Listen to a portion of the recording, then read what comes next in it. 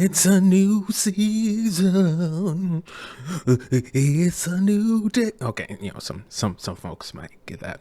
Anyways, we are knee deep in the new DLC Lightfall and the new season of Defiance. With the new expansion comes a lot of new goodies. So what we're going to do today is just talk some real top level first impressions on the scope of the game that I've been able to play thus far, and also just give some quick thoughts on what I'm seeing in the community and what I like and what I don't like. So let's go. The first thing we want to talk about the launch. This is where we want to give Bungie their props. This was a multi-step process. Obviously, I'm not a dev, so I don't know all the background processes, but it started off with 24 hours before. It was a complete shutdown of Destiny. So Destiny shut down 24 hours before. We all were able to preload the game.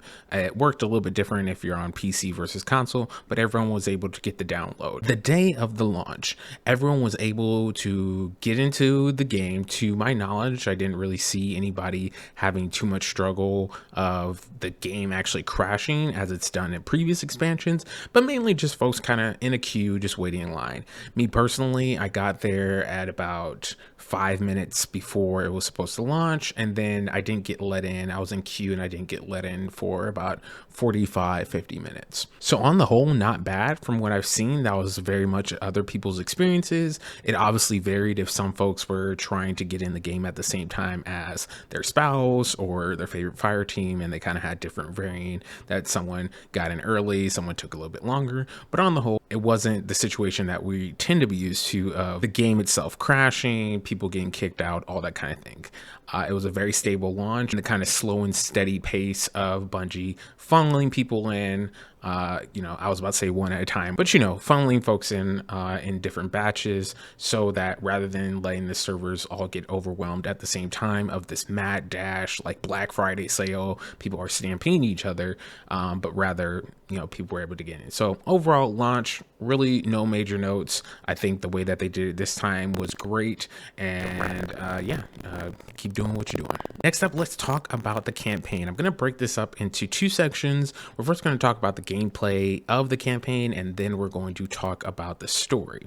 As far as the gameplay, for me, Bungie had a lot to live up for, and I think for a lot of people as well. Witch Queen being the first time that we had exposure to a legendary campaign format, Lightfall had a lot to live up to. I think a lot of us were really expecting it to hit that mark that Witch Queen hit in terms of difficulty, challenge, versatility, functionality, all the other words, right? But truly just being able to hit that mark that we saw with Witch Queen Legendary campaign, or the campaign in general, if not go a little bit higher. What ended up happening is that over the course of 8 or 9 missions, we get exposed to the Witness being at our front door. The Witness essentially said it's on site, has shown up to face the Traveler one-on-one finally after centuries and millennia of chasing down the Traveler. It has now come to this point where they are face to face. We're caught up in the mix of it all, and that's where the gameplay starts. Our first mission starting off of us jumping on Osiris's ship, trying to figure out a way to stop the Cabal invasion. And one of the first things that you feel right off the bat once you land and start playing is how the new mod system and the new loadout system works. Although for most folks, I imagine they just jumped into the gameplay and they didn't load in and just stand there and try and build craft for like an hour. It was very noticeable, especially coming on my Warlock with my Starfire Protocol. Although Starfire Protocol itself is still strong and it had the essence of the build without all the mods, obviously, from season 19, it was still very clear to me that I was going to have to build back into that build that I enjoyed so much in previous seasons to get it back to the level that I wanted it to. I still was able to functionally get into the game, start playing and enjoy it, but just knowing that that was going to be my experience, it definitely was something very clearly felt when you hopped in. That in mind, I think this is a good point to mention that I actually did the campaign on all 3 characters all the way through solo legend each time. This is a very similar format to what I did with Witch Queen in terms of just wanting to have that level of challenge, but then also getting to learn the campaign. And as much as I love my friends and everyone else that I get a chance to game with, sometimes the extra commentary can get really distracting, especially when you're experiencing something new. So again, I probably should have said that at the top, but just grounding us in the fact that my campaign campaign experience is specifically from the solo legend campaign standpoint. Diving deeper into gameplay, one of the other things that comes to top of mind is our newest enemy that we find out in the game firsthand is the Tormentors. The Tormentors being this season's version of Light Bearers, but like more aggressive. And along with the aggression, they have a lot more style and pizzazz that they're bringing to the gameplay. Specifically, not only are they chasing you down, the lunge distance that they have with their scythe weapon that they chase us down and try and attack us with is a long distance. They have crit spots in order to be able to make them vulnerable, in addition to the fact that if they grab you, especially on legend mode, it's basically game over at that point. Because once they grab you, they'll hoist you in the air and blast you with like this void purple darkness blast 3 different times, and then you die. I don't think I survived any time that I ended up getting captured by a Tormentor. So the uniqueness of those engagements was a lot of fun to be able to have to like map out and strategize around, but also just from the sense of as you're going through the campaign, you also get to learn as you're doing and figure out the best ways to take these Tormentors down. And even in some cases, especially on solo legend, where we're facing 2 Tormentors at the same time, you really have to lock in. So for me, this addition to the gameplay, the pushing Guardians to like really invest in build crafting, really invest in understanding your spatial awareness, really investing in just like knowing that you have to really lock in for these encounters, to me was a really fun addition to the gameplay. Outside of that, the gameplay was what we expected or what we kind of already saw from the Witch Queen, so nothing else to me really stood out outside of those components. Yes, we did have some interesting characters, which we'll talk about in a second, and yes, there were some additional pieces of how we were going through the campaign that were unique to Neomuna and Lightfall expansion, but ultimately, when we look back on Beyond Light, when we look back on the Witch Queen, it's a very similar, we have this new space, it's extremely big, we have to sparrow around everywhere. And the process of going in, doing a mission, learning a little bit of the lore, looking at our new ability, in this case Strand, and rinse and repeat until we get to the boss. This is where we jump into the story side of it. And some of you may be wondering, well, why didn't you cover Strand in the gameplay portion? Because for me, it actually kind of lands more in the story side of my debrief than anything else. Because for me, when I think back on the campaign, having done it 3 times, each of those time on solo legend on each of my 3 characters, hearing all the dialogue, hearing the feedback, watching the cutscenes, for me, it really wasn't the Lightfall expansion. It wasn't the Season of Defiance story. There wasn't anything other than, it was the story of Strand. I think that's the easiest way I can like frame it. For most of what we get out of the campaign mode itself, especially the first few missions, I want to say the first 4 or 5 missions, we're just kind of like running around doing things. I wouldn't say it's aimless because ultimately it does build towards the boss fight where we fight Calus, but I would be lying if I said that the first 4 to 5 missions could have just been like a 5-minute intro tutorial to Strand. I feel like one of the biggest missed opportunities for the campaign this season, I know folks feel some type of way about Nimbus, which, you know, we'll talk about that in a second. But for me, one of the biggest missed opportunities was us being in a space where Strand was pushed to the degree it was versus allowing Strand to be more of a natural aspect of the campaign. With Witch Queen, we didn't get a new subclass, so it's hard to make a one-to-one comparison. So the next closest comparison would be Beyond Light. And for me, I distinctly remember that stasis was a core piece of the Beyond Light campaign, but the way we were introduced to it, the way that LC was a part of us getting the aspects and fragments, the way that we had to progress, the story towards fighting Aramis, all the different components of Beyond Light, for me, felt a lot more balanced than what we got here in Lightfall. Now, some folks say we were forced. I wouldn't say we were forced. I would say we were more pushed. Like, there was a lot of peer pressure to always be thinking about Strand. At every breaking, waking, laking moment, it was supposed to be Strand, Strand, Strand. And on my first playthrough of Solo Legend with my Warlock, I didn't mind because I was excited. It was new content. I was under level, so there was like a challenge there. But as I played it on my Titan and I also played it on my Hunter last, it just became annoying and just bothersome. Not from the aspect that, oh, I've done these campaign missions before, I'm bored, but from the perspective of like, I'm actually listening to the dialogue, I'm listening to the story progression, the character progression, everything that we're trying to learn. And it just ended up falling flat more often than not when I'm going back through all my other characters. Again, the comparison being that with Beyond Light, I don't think I felt that way, because stasis on each of my characters felt intentional in a way that when I was going to play around with the Warlock stasis kit or the Hunter or Titan kit, it felt like I was learning about each individual kit as it went along, so that by the time I finished with all 3 characters, I felt grounded in and clear about what I could do with stasis. Strand felt very much like a one-size-fits-all approach. That although the identity of Strand for each character is unique, I will say that, ultimately the way that we approached it just felt really tiresome, a little bit over dramatic at times. And ultimately, while I understand the go with the flow, the darkness is something we have to like feel, and this is a part of who we are as our identity, we've lost a traveler, what do we do now? All of that to me could have been more centered around the actual story and the narrative and the other aspects of the campaign versus the campaign missions being very much, here Strand, you gotta use Strand, oh no, you're exhausted, use Strand again. And it becoming this like very annoying, painful loop to go through. Speaking of painful loops, as we led up to the Calus boss fight, the boss fight of which, and I talked a little bit about this on Twitter, for me very much was just built, again, I'm not a dev and I'm not saying this to be mean, but the Calus fight itself was built to push Strand on us. If anybody remembers the movie Mean Girls from a while back, that scene where like, you push, you're a pusher.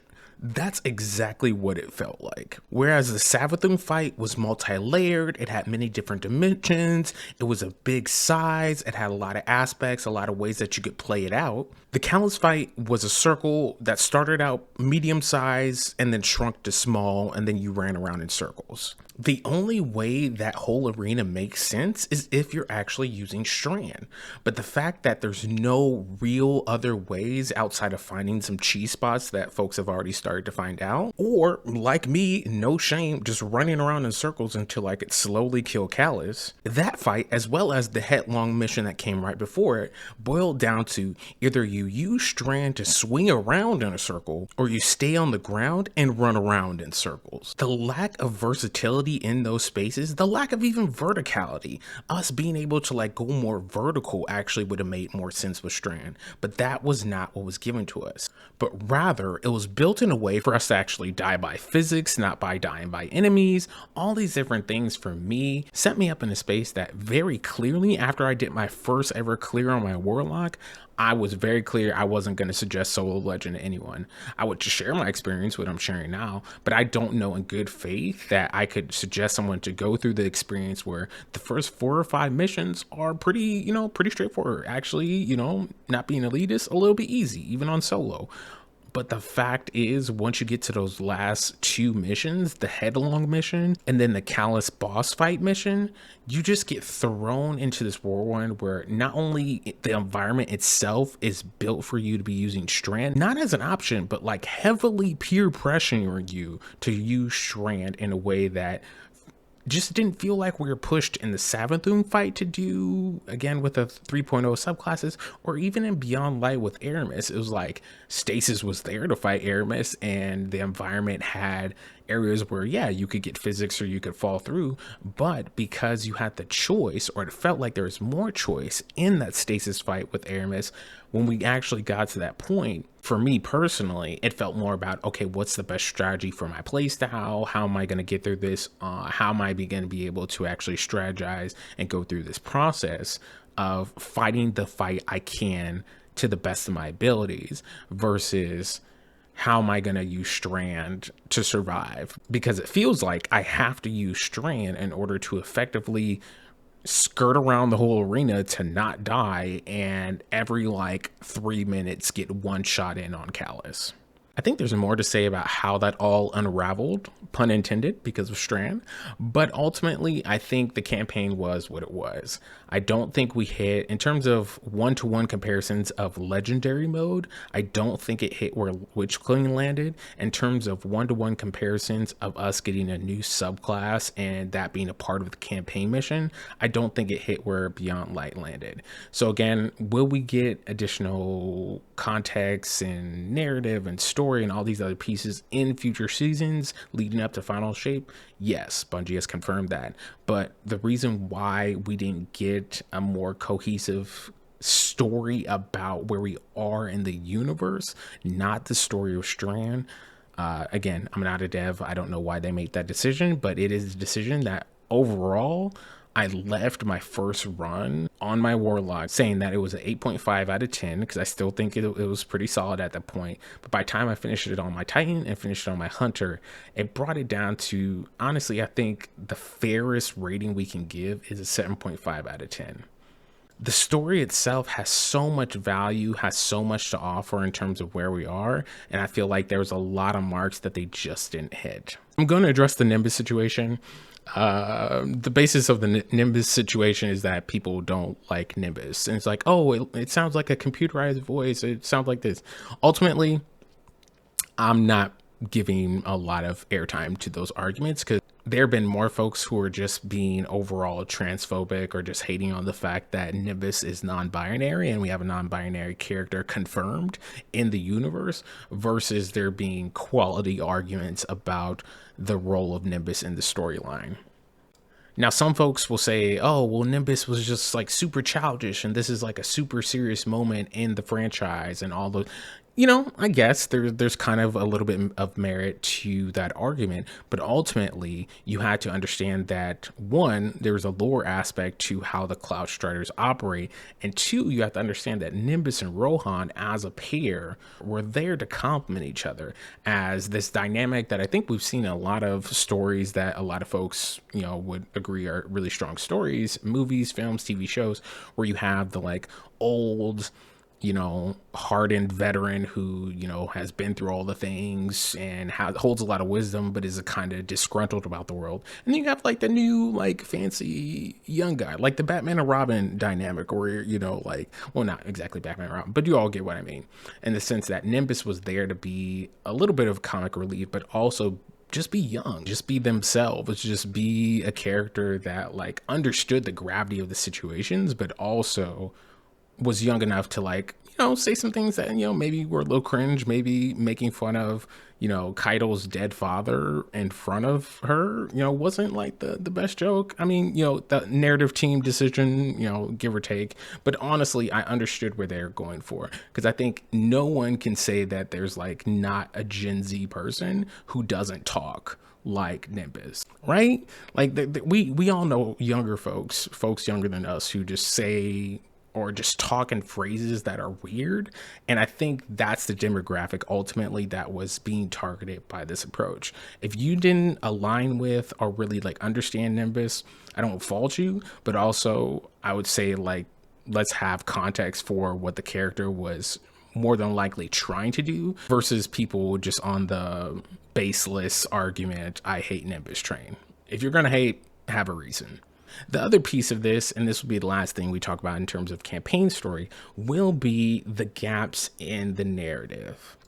I, like so many other people, walked away from the base campaign like, hey, yo, what just happened? I think unanimously folks agree that the cutscenes were very well done and offered a lot of insight, and God knows where we would be as a campaign narrative if we didn't have those cutscenes. But I cannot stress enough how jarring it was to kind of have this not monotonous but very straightforward of like A to B to C to D in terms of like the first half of the campaign missions, and then once we got into the last two campaign missions, we're now doing like algebra, we're doing trigonometry, we are doing new math. Rohan dies out of nowhere. We're now being accelerated in this fight where Osiris is basically yelling at us every cutscene to say like, you're not getting to the veil fast enough. We get to the veil, we didn't do it correctly. Like, it was all these different things that For me, I could understand where they were going, but ultimately it felt so rushed that it took an enjoyment out of it. Again, when I went through the first playthrough on my Warlock, because I was so underleveled, and for me, it was more the challenge of like trying to get through each of the fights, it ended up being a space for me to actually not so much focus on the dialogue and more so focus on the fighting. But boy, I tell you, when I got to my Titan and my Hunter and I actually started to listen to the dialogue, I was like, Osiris, why are you yelling at us? Why did Rohan die so fast? Why did all these different things happen? But leaving off the campaign like that did not feel good at all. That said, I'm like, Bungie is a big company. They're smart. They know what they're doing. I'm hashtag team narrative team. I'm like here for the narrative team getting all the raises. So for me, it just didn't make sense how we ended off so powerfully, so clearly in season 19. And then it was this very split, disjointed storytelling that we experienced off the bat in Lightfall. And what I found out is that a lot of those questions, not all of the questions, but a good amount of the questions, I'd say about a good 70% of the questions I left off the main campaign with were answered by doing the side quests and exotic quests that were available immediately after you finish the main campaign mission. Things like the missions to restore the memorial, specifically thinking about the Stargazer portion of that mission, the new exotic machine gun mission. There's just so many of these missions. Again, I haven't gone through all of them, but for me to go through those quest side missions, hear the additional dialogue from Osiris, from Nimbus, from Quinn, from all these different characters that were kind of just put in the back seat during the campaign mission, I'm now getting this much more vibrant picture of where we are in the universe. The story for me is coming alive in a way that, like, for me, I'm like even more invested in, like, where do we go next? Like, let's continue to do the weekly missions for Season of Defiance. Let's figure out how, like, we get to the next steps in terms of this Vex copy of the Veil, and can that help us defeat the Witness? Again, the frustration came back. I was like, why didn't we get this in the camp? This easily could have been a couple more missions total, but obviously a lot more steps, where we got these different aspects of, rather than this just being like, oh, you have to do this outside the campaign mission, feed that into the actual campaign mission and actually let us get the exotic machine gun, let us get the exotic bow, let us get these other pieces where the lore is already embedded in as a part of the campaign that we're all going to grind out anyways. Exotic quests and campaign missions don't have an inherent high replay value. You're there to complete a thing and get out.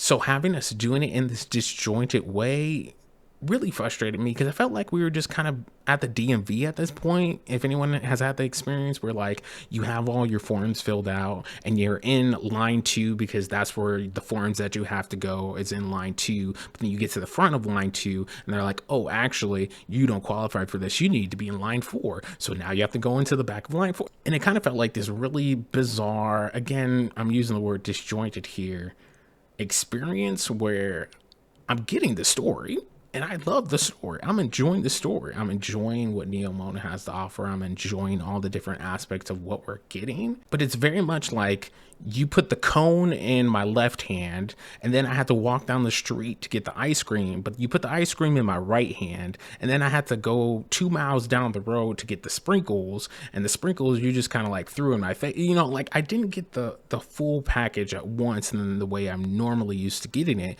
I got it piecemealed in these different ways, and then when I got them, it felt like I had all the correct ingredients, but it just wasn't the full, like, ice cream cone. It just wasn't the full package I was used to enjoying, because I have a graham cracker cone in one hand, I have ice cream melting in my other hand, someone threw sprinkles on my face, like all these different things where it's like, do I have the components, the ingredients to make a solid ice cream cone sundae? Yes.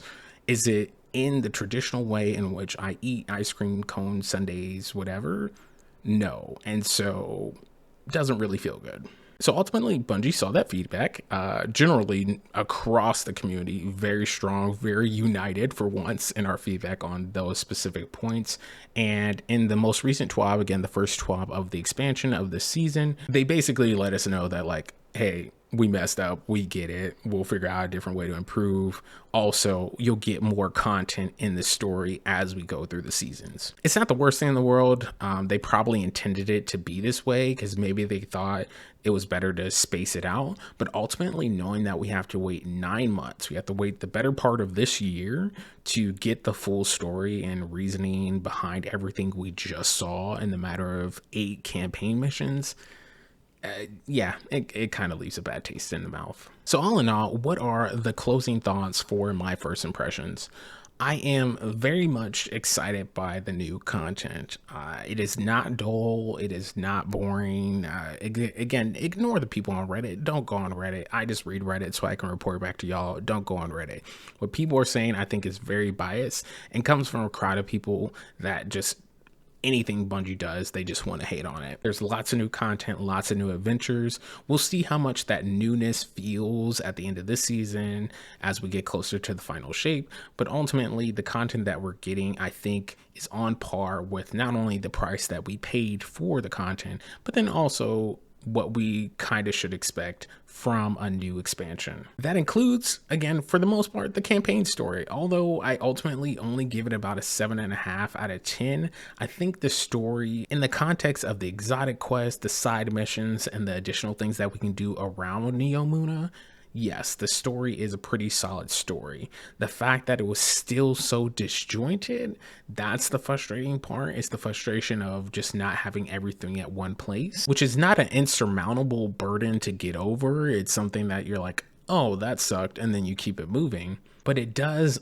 unfortunately, take away from the trust that we have in Bungie to make solid decisions on how they're telling the story. My trust in the narrative team, I don't know those people, but my trust in the narrative team is unwavering. My trust in the management and people who are directing what content goes out is wavering. Whether they did this for marketing, for money reasons, whatever the case is, the disjointedness of the story is jarring in a way that me, as someone who's enjoyed the game for many, many years at this point and has invested many, many hours and many, many dollars into this franchise over the course of 6-7 years at this point, yeah, I'm even myself losing trust in the ability for them to make decisions that are in the best interest for the community. To not walk away from this first part of the season, our first entry points at least a 9 out of 10, like I did with the Witch Queen, like a lot of people did with the Witch Queen. Even haters will at least give it an 8 out of 10. But Witch Queen, for the most part, I think a lot of folks gave it a 9.5 out of 10. And to not even meet that mark with Lightfall, a new expansion, the expansion that's supposed to take us towards the end game of this franchise. Concerning a little bit. That's all we have for now. More videos to come, more breakdowns to come. There's a lot of new content in the game that is not clear or straightforward, and so looking forward to putting out some more breakdowns, some walkthroughs, and yeah, we're we can only do so much about providing feedback to Bungie. So we're gonna game and we're gonna hang with y'all and we're gonna keep it pushing. Thanks for your time and looking forward to seeing y'all out there. Peace.